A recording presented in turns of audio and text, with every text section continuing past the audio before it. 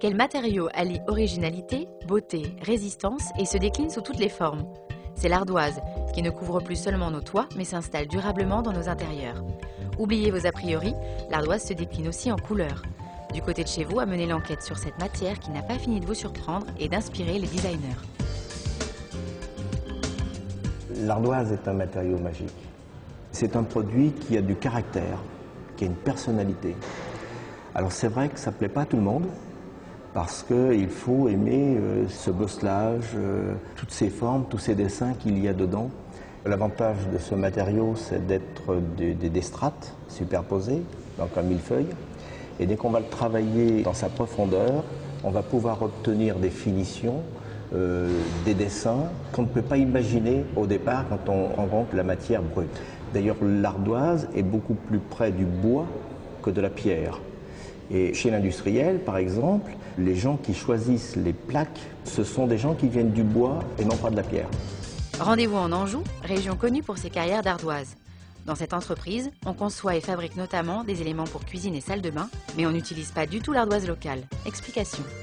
Les différentes ardoises sont majoritairement importées, pour la simple raison que pour travailler la décoration intérieure, notamment les plans de travail en cuisine, on a besoin de grandes dimensions de tranches. Et ça, on ne trouve pas ça ici à Angers, en France non plus d'ailleurs. Donc on se tourne vers le Brésil, vers l'Italie, vers le Portugal principalement. On utilise au minimum des épaisseurs de 2 voire 3 cm, donc avec un coefficient de résistance qui est identique à celui du marbre. On a un travail numérique, puisqu'on a tout un calcul de pente à faire et d'usinage. En revanche, le robot ne suffit pas.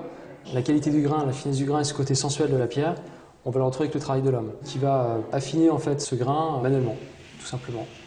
C'est un matériau noble, intemporel, qui peut être utilisé aussi bien en décoration très contemporaine ou beaucoup plus rustique ou très classique.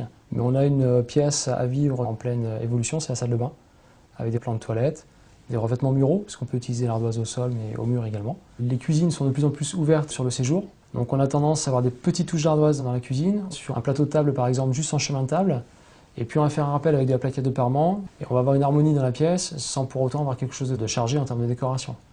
L'ardoise se situe sur un prix qui est légèrement inférieur en règle générale à des granites, on va dire milieu haut de gamme, donc avec des prix qui sont tout à fait abordables. En utilisation intérieure, c'est quelque chose de très sensuel et très agréable, parce qu'on est sur une pierre mais qui n'est pas froide, qui ne se casse pas, contrairement aux idées reçues. L'ardoise est naturellement un produit imperméable.